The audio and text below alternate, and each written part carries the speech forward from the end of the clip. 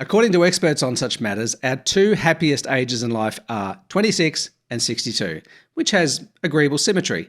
26 because we've finished our education, we're earning some money, we're getting pissed all the time, we're having a ball, we've got very few responsibilities. Life is really good. And 62 because, well, all the responsibilities have ended. The kids have left, the mortgage is paid off, you've got money in the bank, you're traveling, you're doing whatever the hell you like. Life is good. But I don't reckon you have to wait until you're 62 for life to get really good. I'm going to share 10 reasons why I reckon life gets much better just after 50. You know, I haven't always looked like this. No side camera angle, please. No, 30 years ago, I used to be super fit. I used to ride motocross. I worked for Car Magazine and Motorcycle Magazine, well, a few of them actually. And so I spent most of my time on my feet and I could eat pretty much whatever I wanted.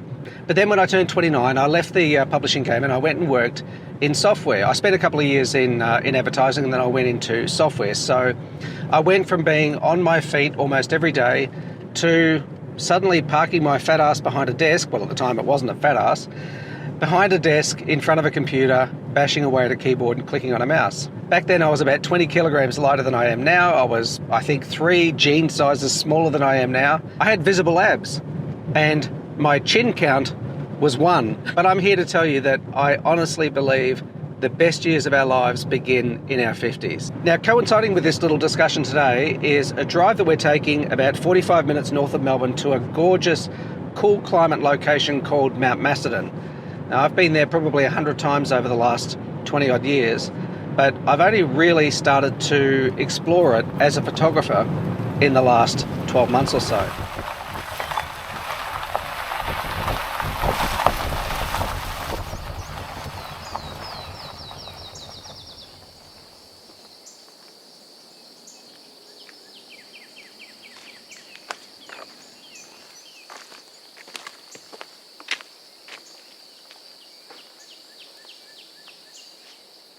So the first reason I believe that your 50s are the beginning of the best years of your life are that by now you'll have had 3 decades of misguided views, ill-conceived ambitions, fruitless endeavours and failed enterprises. By now you've experienced heartache, frustration, possibly some depression and more than likely loads of anxiety at different points of your life. But you've seen triumph too, and love and connection. You've seen the view from the top of the mountain and felt the cold chill of the valley floor below.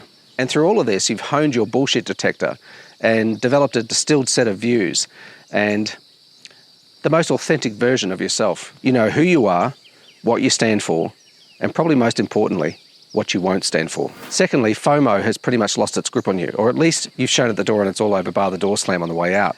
You recognise the toxic nature of social media, so for the most part, hopefully you avoid it. You grab the junk mail out of the letterbox and throw it straight in the rubbish bin where it belongs. You don't really care what your friends own or how much they paid for it. You're happy to do you and leave the Jones chasing to everybody else. Thirdly, your desire to focus on people and activities and products that reflect your shrinking lifespan bring clarity and simplicity to your decision making and a greater sense of satisfaction with the decisions that you make. These days, you're only interested, for the most part, in genuine fulfillment. The fourth reason I think that your 50s are the beginning of the best years of your life is by now, more than likely, you've begun a quest in search of purpose. And that purpose, or the desire for purpose, tends to colour a lot of the decisions that you make. You want to leave some kind of an impact. It may be of a commercial nature, it may be something deeply personal. For me, personally, I think that the greatest impact a person can leave as a legacy is through their children. The time and energy and focus and love and commitment they give to their kids has the greatest chance of developing or producing a legacy of sort because it radiates out through multiple generations and through people, all the people that they come into contact with. In the old days, I sought to make my mark in a huge way commercially. These days, it is far more in the time that I invest in my kids, particularly my son, who is the youngest, he's 12. And on a secondary level, and of course with my wife, but on a secondary level, it's with the videos that I produce here. The work that I do here is pretty important to me and I get a lot of fulfillment from it. The fifth reason I reckon your 50s are the beginning of the best years of your life is that hopefully by this point you've got your money sorted. Now, when I mean sorted, I don't mean that you're financially independent or that you're financially free. You may well be, but hopefully by now you have understood the fundamentals of investing. You've been investing for a while, or if you don't understand them and you don't have sufficient confidence in the realm of investing in growth assets, you've at least hired a person who is paid to perform and produce successful financial outcomes for you. Typically, they're called a fiduciary, somebody who is not paid commission on the products they recommend, but paid by their clients for the service they provide.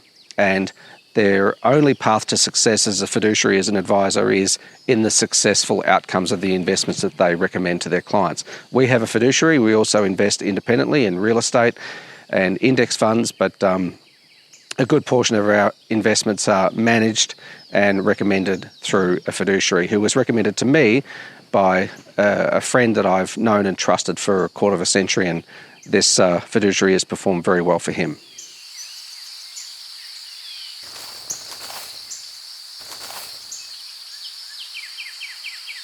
The sixth reason is it's time to be good to ourselves. Look, there's no value in working your ass off your whole life until you slip into poor health and discomfort and you're unable or you lack the energy to devote time to your family, to your grandkids, and to causes that matter to you. I think more than ever these days, a lot of us are realising that by the time we get to our 50s, it's time to be good to ourselves. It's time to start investing some time and energy into things that we actually care about, that bring us a sense of satisfaction and joy. Now, that could be a hobby, it could be some sort of a commercial interest that you've always wanted to pursue, it could be more time with your family, it could be more time with your church or community group, whatever it happens to be. But I think, if anything, the 50s are marked by a sudden realisation and perhaps a sense of urgency that it's time to be good to ourselves. The seventh, which dovetails into the sixth, is a realisation that time is a lot more valuable than things. Experiences deliver more value to us than objects. Now, I have no problem with investing money into things that bring you pleasure, whether it happens to be golf or fishing or piano or cars, whatever it happens to be. You know, if there's something that you truly have a passion for, then by all means, spend money on that. But I think a lot of us start to realise that all the little trinkets that we've been collecting along the way don't matter anywhere near as much as the available time that we have left, because time is the one finite resource that none of us can manufacture. So knowing that, we then become unwilling to give our time freely to people, to causes, to circumstances that we don't see sufficient value in. And by extension of that, we don't have respect or time for people who don't respect ours and who seek to waste it with impunity.